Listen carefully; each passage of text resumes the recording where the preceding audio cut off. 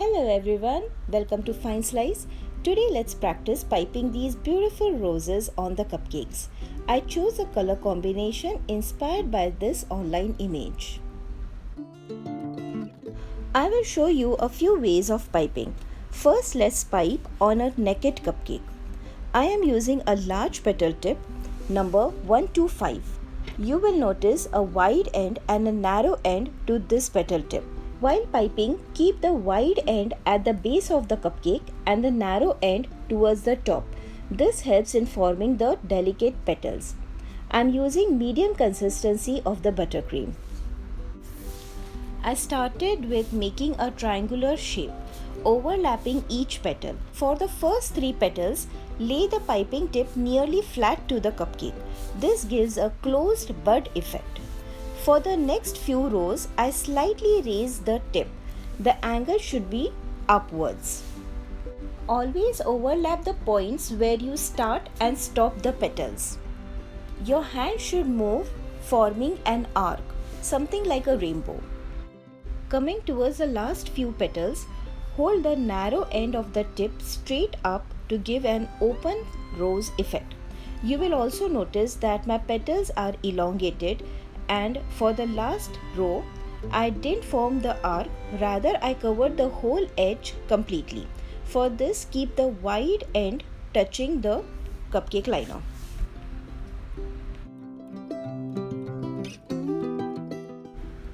Wipe the excess cream on the tip as needed. This helps in giving a clean finish to the petals. Now I'll show you another starting point for the cupcake. For this, make a cone in the center, always keeping the narrow end upwards. Rotate the cupcake in your hand and do not release the pressure until your center is completed. Next, form a row of petals surrounding this cone. I have made 5 small petals, always overlapping each petal.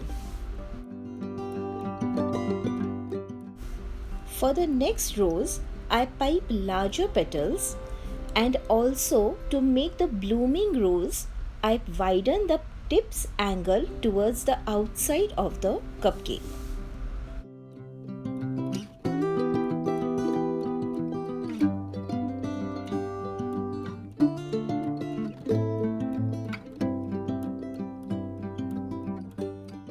When I first started piping, I would always cover my cupcakes with frosting.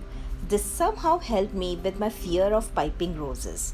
But practice is the key. I practiced and I found my own ways of piping and different ways which I liked to pipe, and I was comfortable with piping. It doesn't matter if we go from left to right or right to left, but you can move the cupcakes away from you or towards you. But the look of the frosting or the petals should please your eyes.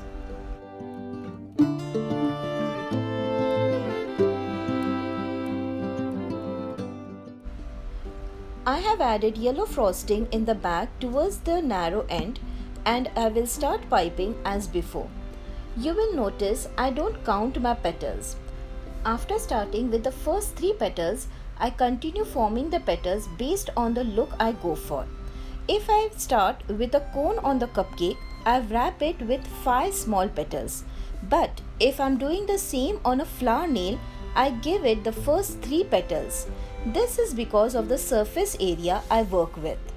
But there are few things that I keep in mind always. First, the pressure. The pressure should be equal from the starting point of the petal to the ending point of the petal. And second, always maintain the round shape of the flower.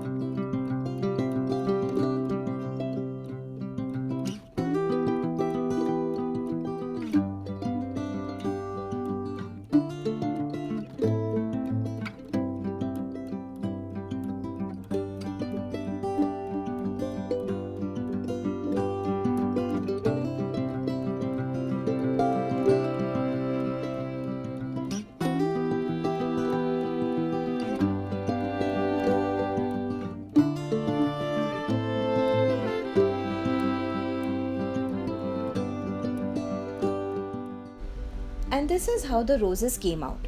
Now I'll keep them in the freezer for the buttercream to firm up. After 10 minutes, taking a flat brush, I dab some gold luster on the edges. I do this just to add a little pop to the roses. Practice with me, and if you face any difficulties, let me know in the comment section below. I hope these videos are useful for you and you are enjoying watching them. Please do subscribe and hit the notification bell. See you in the next video. Until then, bye.